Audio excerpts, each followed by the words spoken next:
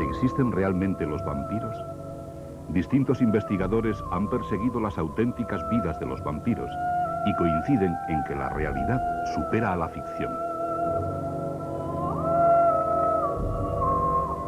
El conde Drácula ha sido el protagonista de más de 200 películas. El actor Bela Lugosi encarnó en 1931 al más famoso de todos.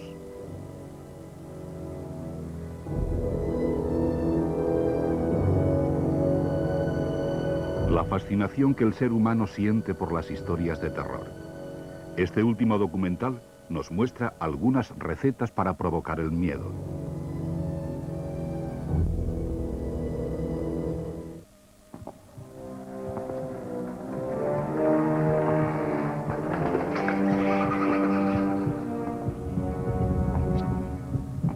En plena era de la ciencia, hay una vieja historia que todavía sigue fascinándonos.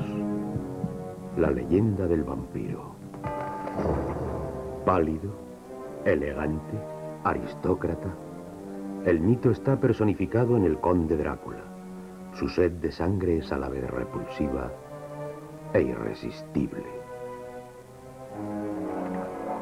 Durante el día se oculta de la luz del sol. Por la noche sale de su ataúd forrado de terciopelo en busca de alguna indefensa doncella a la que chuparle la sangre.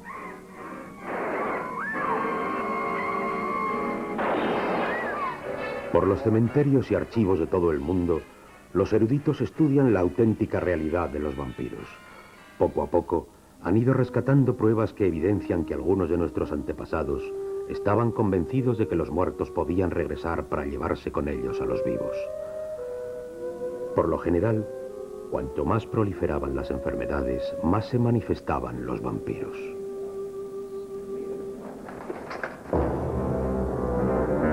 En busca de Drácula.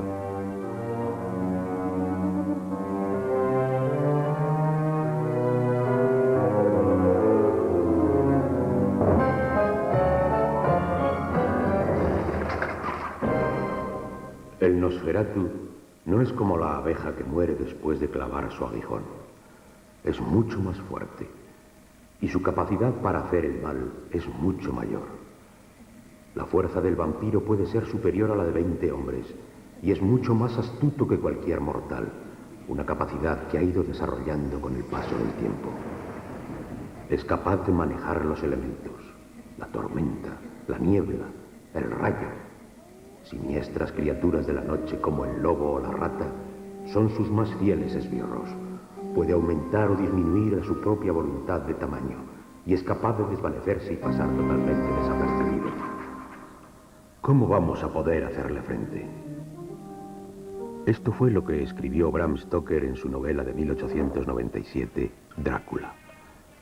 La historia del malvado conde ha mantenido en vilo a millones de personas durante todo un siglo.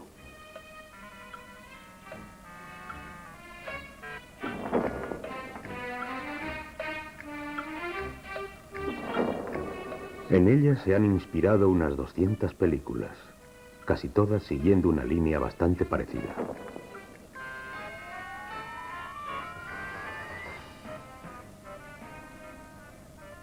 Stoker fundió la leyenda y la historia para traer al mundo su brillante creación.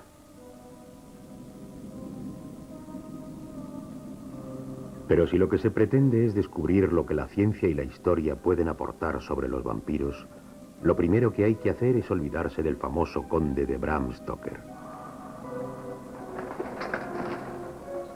Todos los historiadores, folcloristas y científicos que persiguen la verdad sobre la historia de los vampiros han llegado a la conclusión de que los hechos son mucho más convincentes que la ficción. Y para ello han tenido que explorar caminos muy diversos.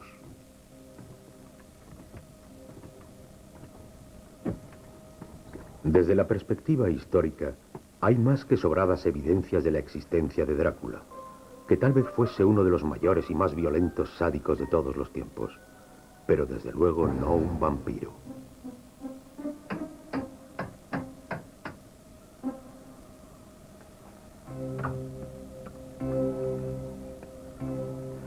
Los folcloristas que siguen el rastro de los vampiros están descubriendo que desde tiempos inmemoriales la gente ha sido capaz de hacer cualquier cosa con tal de asegurarse de que los muertos permaneciesen en sus tumbas. Los arqueólogos también han aportado una serie de pruebas, como este esqueleto de 200 años encontrado en la isla griega de Lesbos. Un total de 8 estacas le habían atravesado el cuello y las ingles.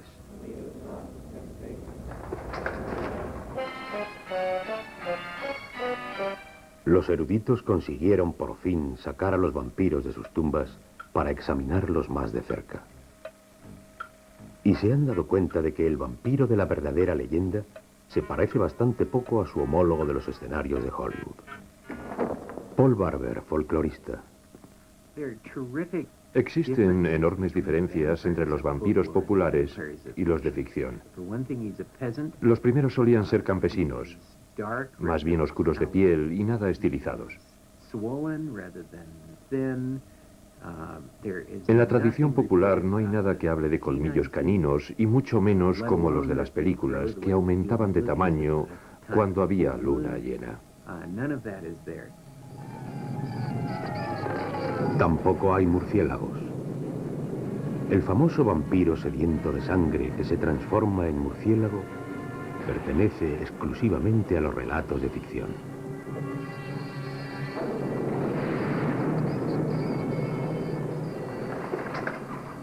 Así que si van a la caza del vampiro, olvídense del típico aristócrata de enormes colmillos y capa negra que no soporta la luz del sol. En ocasiones, ni siquiera beben sangre.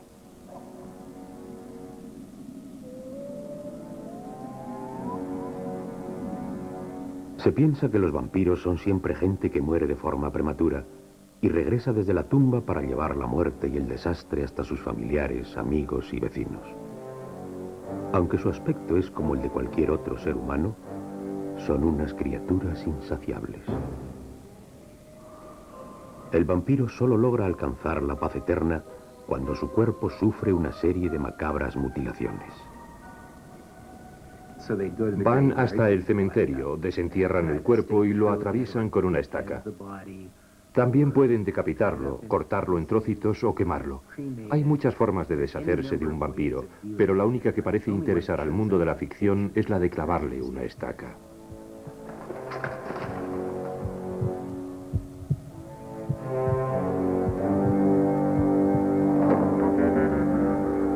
Entre los restos de un ataúd con las iniciales JB grabadas sobre la tapa, hay un esqueleto muy poco corriente. Quizás sea el esqueleto del único vampiro desenterrado en América.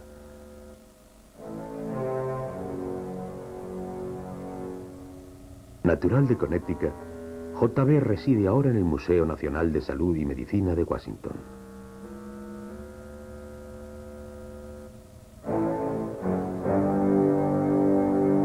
Sus restos salieron a la luz en 1990, cuando el viejo y ya olvidado cementerio de Griswold, en Connecticut, apareció repentinamente durante el transcurso de unas excavaciones. De las 24 sepulturas que extrajeron los arqueólogos, había una particularmente extraña. Si algo estaba claro, es que el ocupante no había podido descansar en paz. El antropólogo forense Paul Schletzig fue hasta allí para echar un vistazo. Alguien había abierto el ataúd una vez que el cuerpo ya estaba descompuesto. Las costillas estaban revueltas, habían cogido los fémures y los habían colocado formando una cruz sobre el vientre, poniendo el cráneo justo en mitad del pecho.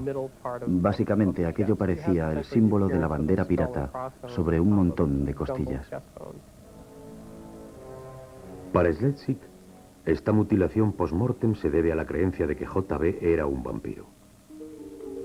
Por todo el mundo es posible encontrar testimonios de comportamientos similares a este, pero la evidencia física del caso de JB es algo muy poco corriente.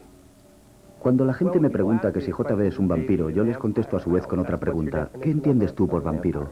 Si estás pensando en el Bela Lugosi de Bram Stoker, entonces no. Pero si te refieres a las creencias populares de algunas regiones de Estados Unidos y de Europa, entonces sí que lo es. Michael Bell, colega folclorista de Schletzig, de la zona de Rhode Island, ha estudiado a fondo la tradición de los vampiros americanos.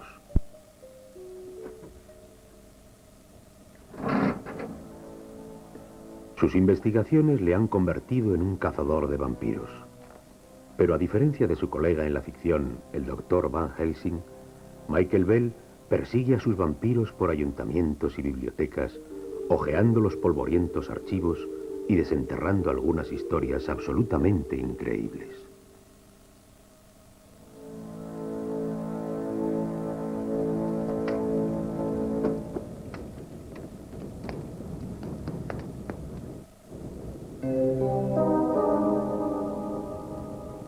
En una época próxima a la Revolución Americana, vivió un hombre llamado Stokely Tillinghast. Todo marchaba perfectamente. Su granja de Rhode Island le daba inmejorables resultados y sus 14 hijos disfrutaban de una vida sin complicaciones. Hasta que un día Stokely tuvo un sueño en el que perdía la mitad de sus cultivos. Desde ese momento, la muerte empezó a acechar a su familia. Primero fue la preciosa Sarah, de 19 años. Luego, uno tras otro, cayeron 5 hijos más. Los 3 últimos le habían dicho a Stokely en su lecho de muerte que cuando caía la noche, Sarah regresaba y apoyaba sus manos en su pecho mientras dormían.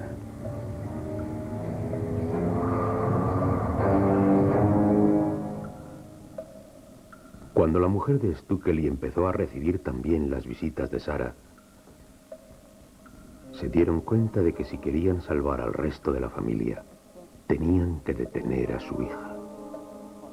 Así que tomaron una drástica decisión. Al anochecer, Stokely emprendió el ya familiar camino del cementerio.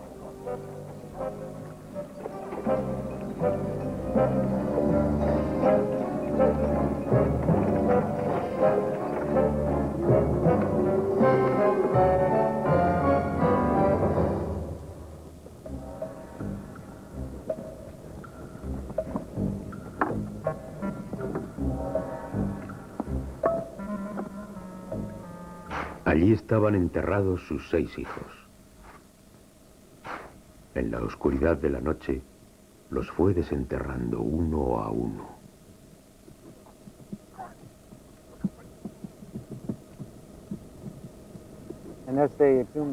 Según iban exhumando los cadáveres, se dieron cuenta de que todos estaban descompuestos, excepto el de Sarah, que pese a que había sido la primera en morir, estaba más bella y radiante que nunca.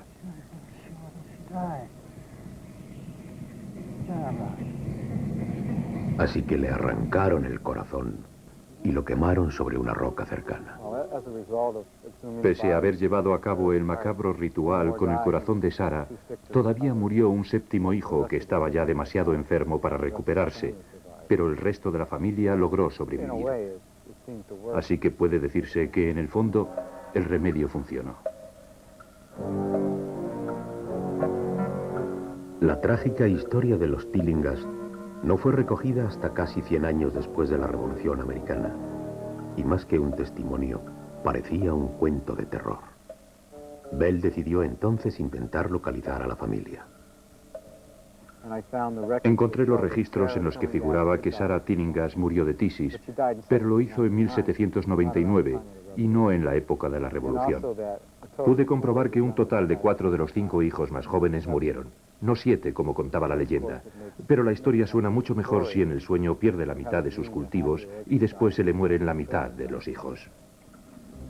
Bell ha descubierto más de una docena de estos cruentos pasajes en la historia de Nueva Inglaterra. Son familias que se vieron obligadas a detener repentinas oleadas de muertes, desenterrando y mutilando a sus seres queridos. Como folclorista, me puedes llamar cazador de vampiros. Pero no tengo nada que ver con el Dr. Van Helsing de la novela de Bram Stoker, que se pasaba el día escapando de sus ataques o buscándolos por las tumbas.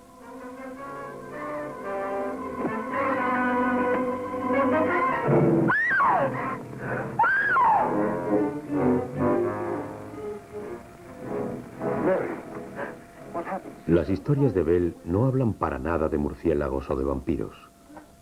Y sin embargo, los rituales americanos son tremendamente parecidos a los que pueden encontrarse en las leyendas de otros países.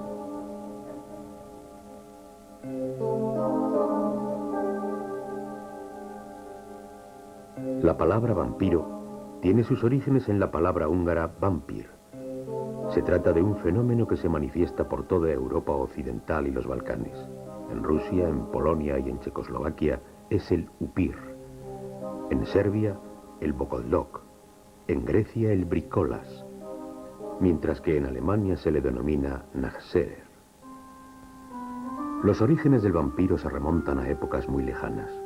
Los antiguos romanos ya hablaban de malvados fantasmas sedientos de sangre llamados striges, mientras que por su parte los griegos tenían los lamie.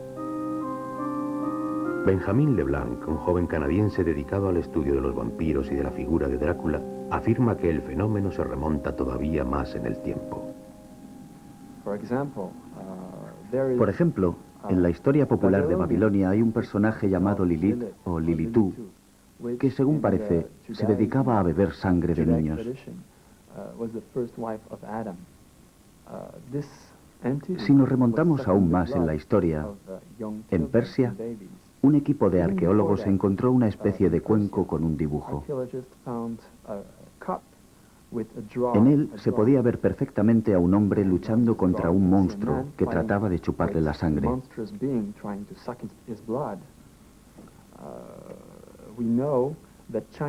También sabemos que 6 siglos antes de Cristo, los chinos creían en seres sobrenaturales que se alimentaban a base de sangre humana.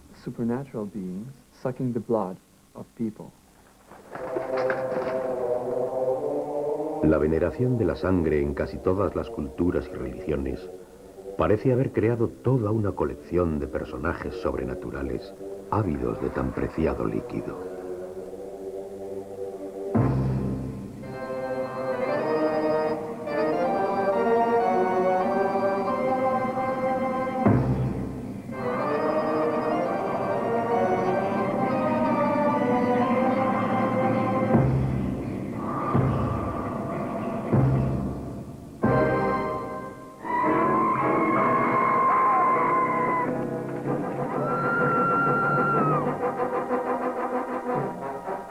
En la ficción, el vampiro clava tiernamente sus colmillos en el cuello de la víctima. Sin embargo, según el folclore europeo, el mordisco tenía lugar en alguna parte del pecho, por lo general próxima al corazón. Los métodos para deshacerse de los vampiros varían según el lugar. La estaca es el más tradicional por todo el este de Europa. Aunque la extracción del corazón y su posterior incineración también era un método bastante recurrido. En ocasiones, los vampiros eran enterrados boca abajo con una estaca situada entre la tapa y el cuerpo, o con una hoz alrededor del cuello. En Alemania, algunos vampiros eran enterrados junto a una red de 1000 nudos. Los vampiros no podrían resistir la tentación de desatar los nudos y aquello les mantendría ocupados durante toda una eternidad. Pero la pregunta sigue siendo la misma. ¿Por qué se sigue creyendo en el despertar de los muertos?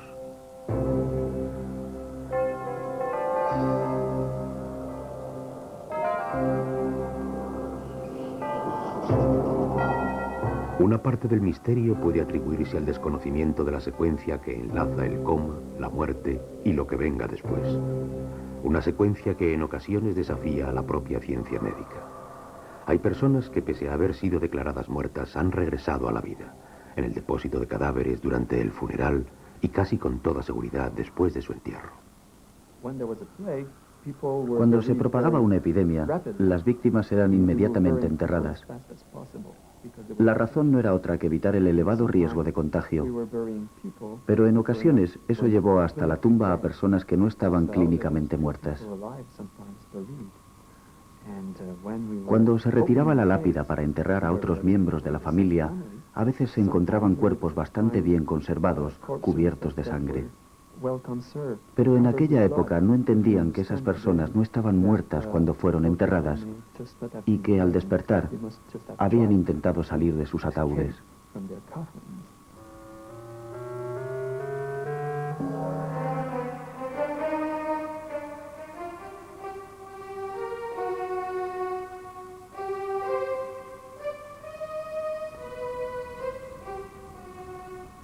En ocasiones ni siquiera los muertos se están quietos. Una súbita contracción muscular puede hacer que el difunto se mueva o incluso que se levante, sembrando el pánico entre los testigos.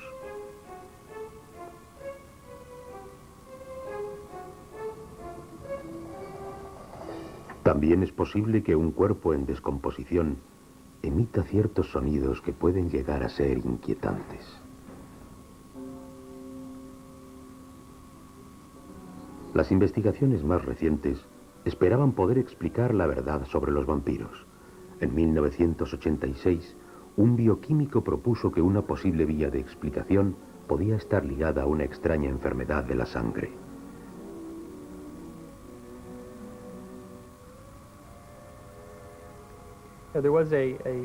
Hace algunos años surgió una teoría basada en una enfermedad llamada porfiria. Entre sus síntomas figuran un ligero aclaramiento de la piel, una irritación de los ojos y un súbito miedo a la luz del sol. Características que todos asociamos con ese mito del vampiro que Bram Stoker y Bela Lugosi se encargaron de inculcar en la mente de los americanos.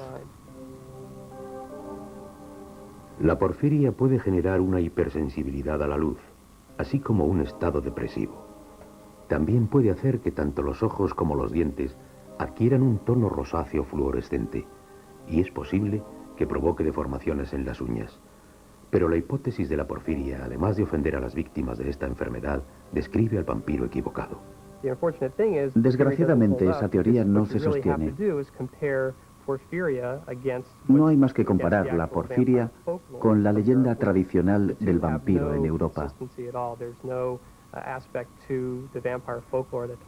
En ningún sitio se habla de ojos inyectados en sangre o de un aclaramiento de la piel. No hay nada de eso en la leyenda europea. Aunque ahora está saliendo a la luz una explicación mucho más convincente de la verdadera tradición del vampiro. Our theory of glandular stimulation through electrical impulses was correct.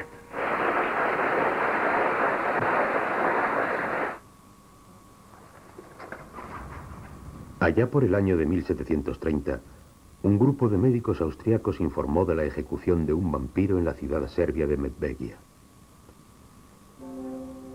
Una serie de muertes misteriosas apuntaban a que Arnold Paole, un hombre que llevaba muerto ya varios años, podía ser un vampiro. Los ciudadanos decidieron desenterrarlo, y ante la sorpresa de los doctores, pudieron comprobar que estaban en lo cierto. Aquel cuerpo no parecía estar lo suficientemente muerto. En su informe, los médicos describieron el acontecimiento con todo detalle. El cuerpo estaba bastante entero. Tenía sangre en los ojos, en la nariz, en la boca y en los oídos. La piel y las uñas se le habían desprendido y debajo habían aparecido nuevos tejidos. En cuanto se dieron cuenta de que efectivamente se trataba de un vampiro, siguiendo la tradición le atravesaron el corazón con una estaca. Entonces se pudo escuchar un gruñido y aquel cuerpo empezó a sangrar abundantemente. En Europa del Este es posible recoger decenas de estos testimonios. Los folcloristas e historiadores están de acuerdo en que estos documentos proporcionan una fascinante perspectiva de las supersticiones de una época determinada. Pero Paul Barber ve algo más. Cuando empecé a estudiar estos documentos, una de las cosas que me impedía tomármelos en serio era que muy a menudo te contaban que cuando lograban desenterrar el cuerpo y le clavaban finalmente la estaca, el individuo volvía a la vida y gruñía. Yo no podía creer que un cuerpo que había estado durante un mes en una tumba iba a recobrar la vida y a gruñir porque alguien le clavase una estaca en el corazón. Hasta que un día me di cuenta de que en realidad nunca habían desenterrado un cuerpo y le habían clavado una estaca, así que empecé a preguntarme lo que ocurriría. Fui a ver a varios médicos y todos me dijeron lo mismo. Probablemente gruñiría. Pero, ¿qué pasa con los otros detalles de los testimonios sobre vampiros asesinos? ¿Es posible que un cuerpo engorde después de morir y que sus labios sigan brillando? ¿Puede cambiar de piel y seguir creciéndole las uñas? ¿O permanecer íntegro durante meses e incluso años después de ser enterrado? Para Paul Schleswig, los detalles morbosos de las explicaciones están muy cerca de su casa. Los aspectos más importantes que he podido destacar de todos los informes son los referentes a las uñas y el cabello que siguen creciendo, a la nueva capa de piel, a los dientes que parecen hacerse más blancos y aumentar de tamaño. Todo eso forma parte del proceso de descomposición. Y si uno se fija con detenimiento, esos hechos indican que los tejidos están empezando a perderse, aunque la apariencia sea que continúan desarrollándose. La vieja piel muere, dejando al descubierto una capa inferior que por su brillo da la impresión de ser un nuevo tejido. Durante la fase de descomposición, el cuerpo aumenta de grosor y los gases que se generan en los pulmones pueden hacer que cierta cantidad de sangre salga por la boca. De ese modo, por la noche e iluminado con antorchas, un cuerpo en periodo de descomposición tendría prácticamente el mismo aspecto al que hacían referencia los cazadores de vampiros. Si nos dijesen únicamente que desenterraron un cuerpo y resultó ser un vampiro, sería bastante difícil de creer. Pero resulta que las descripciones y los testimonios, y no estoy exagerando, son bastante precisos, clínicamente hablando. Lo que sí ponemos en duda son las interpretaciones que daban de los hechos. Sobre todo las que decían que esos mismos cuerpos se dedicaban a chuparle la sangre a los vivos. Irónicamente, Transilvania, la región rumana que permanecerá siempre unida a la leyenda del vampiro, es uno de los lugares en los que los vampiros no siempre se dedicaban a chupar sangre. Un presunto vampiro podía ser atravesado con una estaca o decapitado, aunque no tuviese la boca manchada de sangre. Si Rumanía pasó a formar parte de la leyenda del vampiro, fue por culpa de Bram Stoker. No es que allí no existiese dicha leyenda, de hecho la había, pero en una versión diferente a la de los eslavos y los griegos. Cuando Bram Stoker llevó a Drácula hasta Transilvania, vinculó ambas cosas para siempre.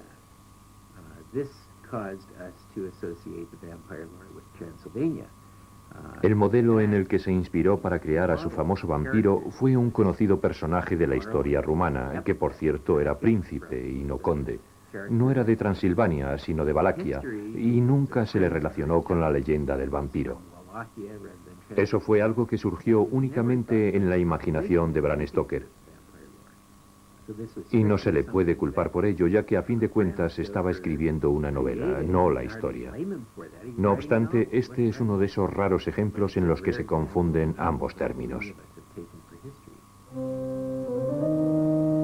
Puede ser que Bram Stoker sea venerado en el resto del mundo, pero en la patria del auténtico Drácula, el nombre y la obra de Stoker son considerados un cáncer en la reputación de todo un héroe nacional.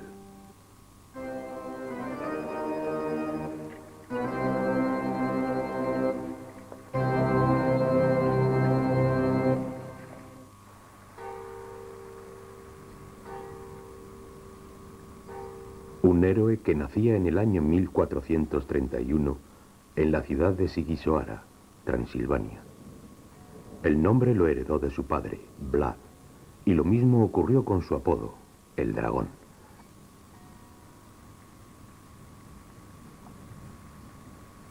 En rumano, dragón se dice Dracul, y su hijo, Drácula.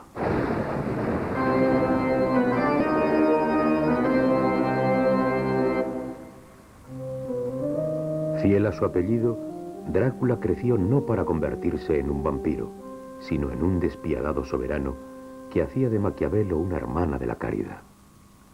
Vlad tenía un sinfín de castigos. Por ejemplo, le gustaba arrojar agua hirviendo sobre la gente, escaldando los vivos, cortarles la nariz, las orejas, pero su método favorito era el empalamiento, de ahí que su apodo fuese el empalador, que en rumano se pronuncia tepes.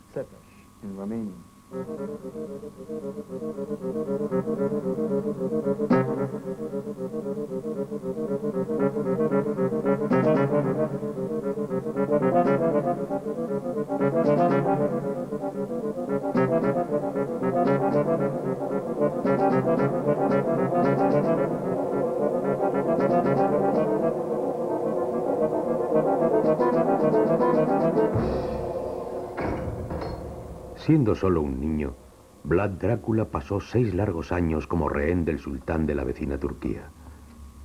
Su vida era una póliza de seguro contra una posible agresión por parte de Valaquia. Su padre gobernaba una incómoda zona intermedia entre el Imperio Otomano de los turcos y la aterrorizada Europa cristiana.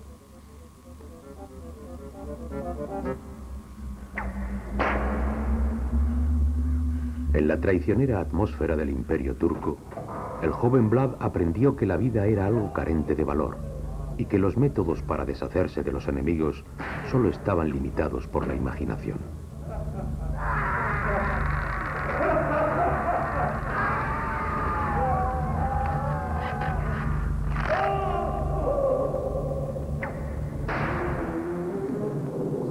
A los 17 años, tras el asesinato de su padre y de su hermano, Vlad pudo abandonar su confinamiento y con el tiempo logró llegar hasta el trono de Valaquia.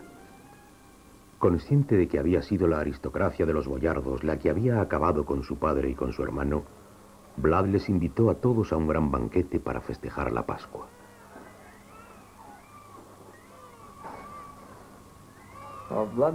Vlad Drácula se vengó brutalmente de los que habían conspirado contra su padre y su hermano Mircea.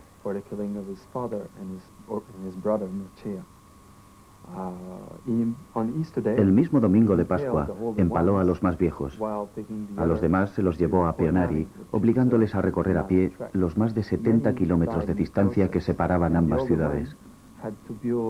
Muchos murieron por el camino y los que sobrevivieron tuvieron que construirle una fortaleza en el río Arges.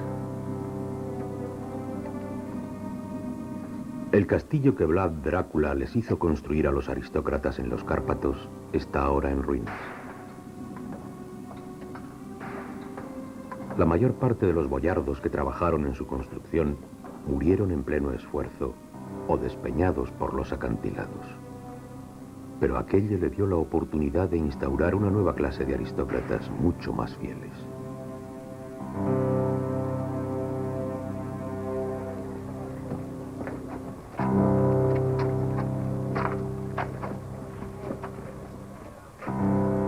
En uno de sus actos más infames y mejor documentados, Vlad Drácula construyó una sala de banquetes justo a las afueras de Tirgoviste e invitó a los pobres, ancianos y enfermos a un espléndido festín.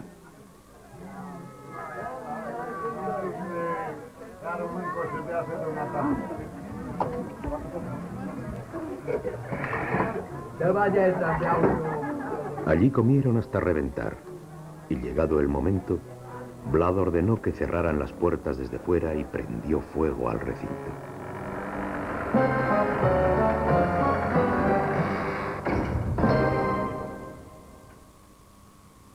Según el historiador Ionel Bauman, los invitados al banquete de Vlad fueron otros. Din câte se cunoaște din scrierile care au rămas până acum, mă refer la cele de la Vlad Tepes. Sabemos por documentos de la época y del propio Vlad el Empalador que los invitados eran en realidad ladrones y criminales que se estaban convirtiendo en todo un peligro y amenazaban la estabilidad del tráfico comercial del país.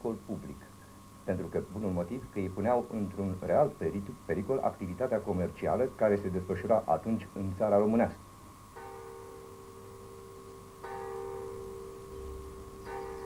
Una vez que libró a su país de las altas y bajas esferas de la sociedad, Vlad dedicó todas sus fuerzas a combatir a los infieles.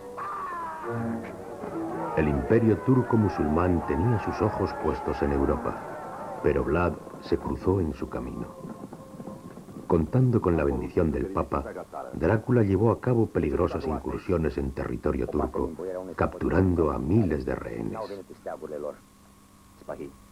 Sabiendo que el sultán no permitiría que esos actos quedasen impunes, el despiadado Drácula no dudó un instante a la hora de envenenar los pozos y quemar sus propias aldeas. A su paso, los turcos no encontraron más que muerte y desolación. Pero Vlad tenía un último as en la manga, como nos recuerda perfectamente este largometraje rumano del año 1978, llamado Vlad Tepes.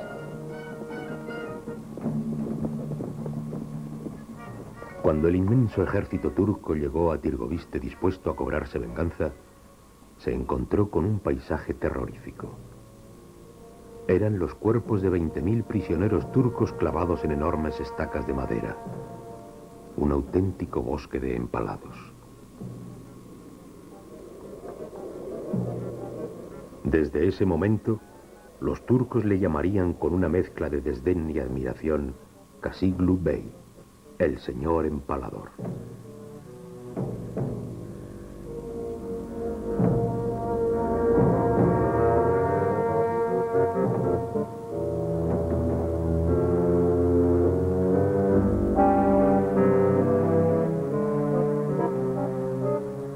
Los monjes que viajaban desde Valaquia a Europa Central se encargaron de difundir las noticias de la monstruosa crueldad de Drácula para con sus enemigos. Drácula cortaba narices, orejas y genitales. Decapitaba a la gente o les cosía el sombrero a la cabeza. Supuestamente comía carne humana y bebía sangre, obligando a los demás a seguir su misma dieta. En cuanto a sus prisioneros, una de sus diversiones era rociarlos con sal o con miel y dejar que los animales los lamiesen, proporcionándoles una exquisita agonía. El nombre de Drácula adquirió un nuevo significado. De Drácula el dragón pasó a ser Drácula el demonio. Al final, ni siquiera sus aliados europeos podían soportar sus excesos. Vlad pasó 12 años prisionero en el castillo del rey de Hungría. Después fue liberado y volvió a acceder al trono de Valaquia, pero pronto fue asesinado. Cuenta la leyenda que le llevaron su cabeza al sultán como prueba de que el príncipe empalador realmente había muerto.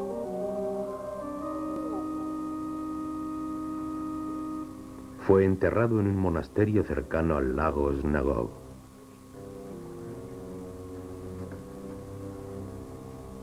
En 1930, un equipo de arqueólogos abrió su tumba y descubrió que estaba vacía. Hoy, los fanáticos de los vampiros y los folletos turísticos rumanos se dedican a resaltar todas esas banalidades. Pero para el joven monje que guarda esta tumba, eso no es más que un escándalo que la historia de Bram Stoker ha vertido sobre el recuerdo de Vlad. Vlad Tepes a fost, în primul rând, iubitor de patrie, de neamul său. Vlad el Empalador fue un hombre que amaba a su país y a su gente. A tras în țeapă pe dreptate. Un defensor de la Iglesia y de sus ideales. Lucrătorii de neam, Vlad empaló únicamente a aquellos que traicionaron a su país. că a avut frică de Dumnezeu. Dar Vlad Tepes Vlad el Empalador está enterrado frente al altar. Da, este. Sí, sí, su cuerpo está enterrado aquí.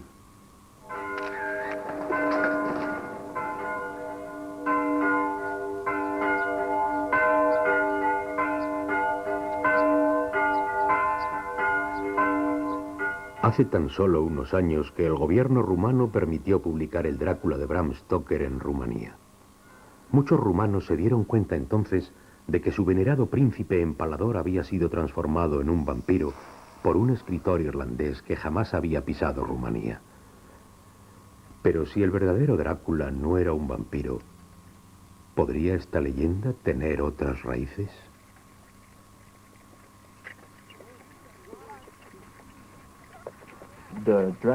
El Drácula que conocemos hoy era totalmente desconocido para los rumanos. En Rumanía existe la leyenda del vampiro, pero no tiene nada que ver con la que nos mostraba Bram Stoker. Aquí se habla de un horrible monstruo que se dedica a sembrar el terror, y no precisamente de un apuesto conde enfundado en una capa.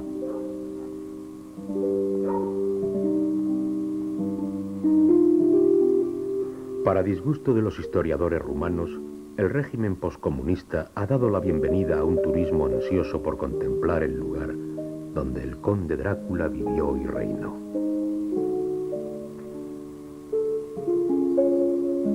Pero en los castillos y museos de Rumanía, aquellos que velan por el recuerdo del príncipe Vlad se muestran dispuestos a sacarles de su engaño. María Marcu pertenece al equipo de restauradores de este castillo.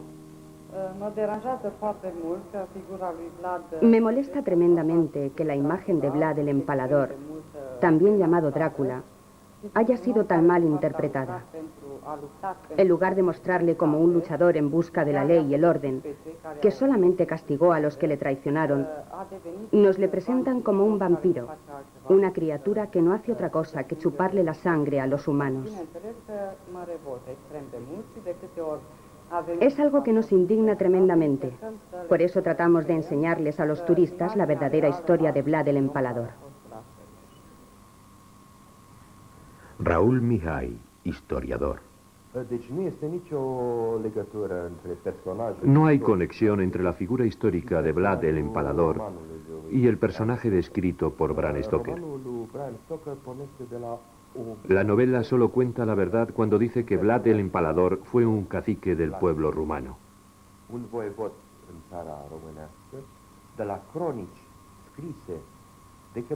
Hubo cronistas contemporáneos que recogieron sus hazañas, mientras que la descripción de Bram Stoker no es más que el producto de su imaginación.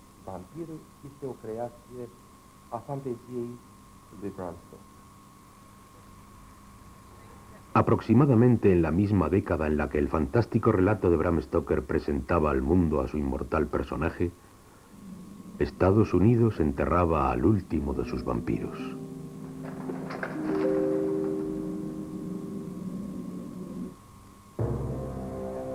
Esta es la tumba del último vampiro conocido de Nueva Inglaterra, Mercy Lina Brown. Su historia es uno de los muchos relatos que ha descubierto el folclorista Michael Bell.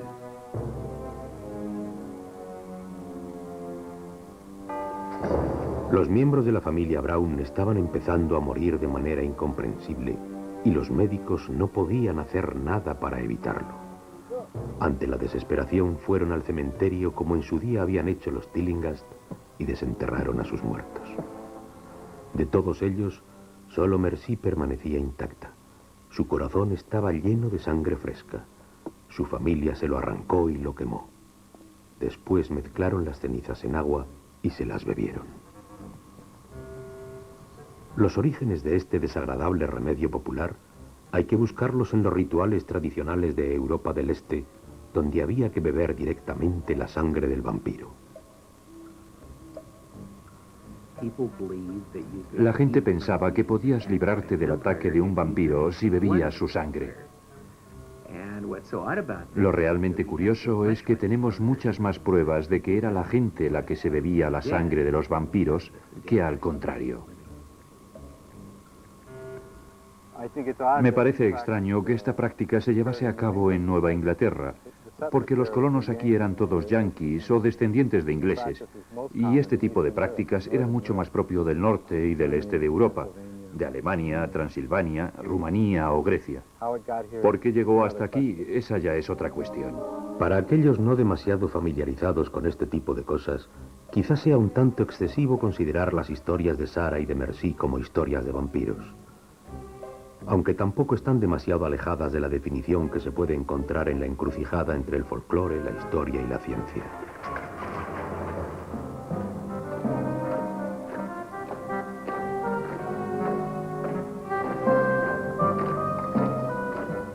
El truculento concepto de vampiro y los crueles métodos para deshacerse de ellos han soportado el paso del tiempo, manteniéndose vigentes allí donde han sido introducidos. ¿Qué es lo que puede causar tanta fascinación? Paul Barber cree que a veces los vivos tienen sus razones para echarle la culpa a los muertos. Un vampiro es un cuerpo extraño que suele salir a la luz en momentos de crisis, por ejemplo, en época de epidemias. Por eso se llega a la conclusión de que el primero en morir suele ser el causante de las demás muertes.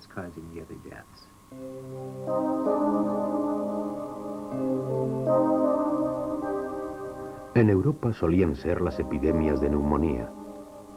Pero ¿qué enfermedades llevaban a los habitantes de Nueva Inglaterra a practicar una medicina tan extraña? La prueba definitiva parece estar en Washington, entre los huesos de J.B. La calavera y los dos fémures cruzados eran la señal con la que mucha gente marcaba a los vampiros. Si nos fijamos en su caja torácica, las marcas de sus costillas se corresponden con los síntomas de otra enfermedad que encajaba perfectamente con el vampirismo. Un rasgo inconfundible de este esqueleto es que ha padecido tuberculosis. Estas manchas blancas que pueden verse justo aquí, cerca de la articulación con las vértebras, son típicas de la tuberculosis. La tuberculosis es el denominador común de todos estos casos. Era la tisis lo que acababa con la gente, y aunque no lo entendían, eso era lo que querían detener a toda costa. A pesar de todo, la extraña posición de los huesos de JB sigue sin encontrar una explicación. En la mayor parte de los casos de vampirismo, lo que se desenterraba era un cuerpo, no un esqueleto. Quizá JB no fue más que una pequeña variación dentro de la tradición. Quizá la gente involucrada en el caso de JB hubiese intentado previamente acabar con él, pero la tisis siguió cobrándose más víctimas. Lo que siempre me ha chocado, sobre todo en lo referente a la tradición de Nueva Inglaterra, es que allí había padres, hermanos o hijas que desenterraban los cuerpos de sus madres, hermanas o hijos. Pensar que yo pueda ir a la tumba de mi madre, arrancarle el corazón, quemarlo y beberme las cenizas como antídoto contra alguna enfermedad es algo descabellado. Pero lo interesante de todas estas tradiciones es que desde su punto de vista tenían sentido. Al final, la leyenda del vampiro no es un fantasma que habitaba exclusivamente en las mentes analfabetas, sino más bien un intento por encontrarle un sentido a las tremendas epidemias que fueron en su momento la tuberculosis, la neumonía y toda una serie de enfermedades contagiosas. En lo que a nosotros respecta, Mercy Brown fue la última de su especie. Desde que su familia le arrancó el corazón, los conocimientos modernos sobre la transmisión de ciertas enfermedades contagiosas han desterrado a los vampiros a otras partes más remotas del globo. Y mientras que los vampiros parecían sufrir la maldición de la llegada de la ciencia médica, el Drácula de Bram Stoker se convertía en un auténtico bestseller. Los vampiros volvían a apoderarse del público una vez más.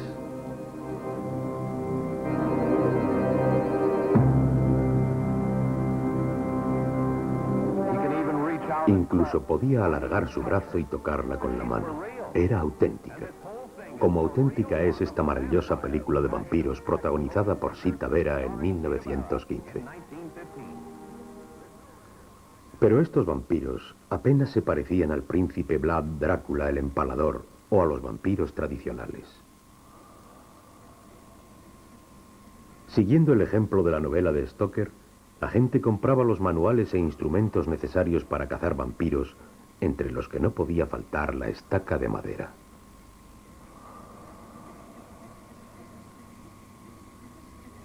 Pero esos llamados cazadores de vampiros iban en busca de pálidos condes, damas encantadoras o desafiantes criaturas con forma de murciélago. La verdadera historia de los vampiros y su explicación científica todavía languidece ante la inmensa y elegante figura del conde Drácula.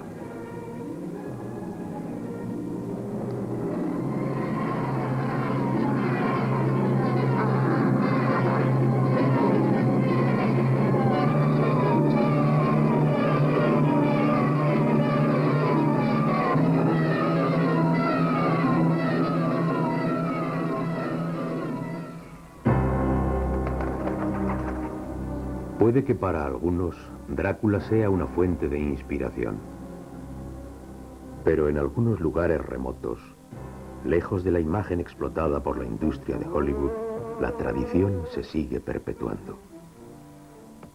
La gente no teme la visita de un pálido aristócrata de largos colmillos, sino de un vecino o algún ser querido provenientes del más allá. Aunque siguen colgando ristras de ajos en las puertas, por si acaso. Y para la mayoría de nosotros, Drácula es sinónimo de una escalofriante diversión. Once when I was getting my alphabets, Dracula tried to get me. Oh no, what'd you do? I ate him. Good thing I had my alphabets.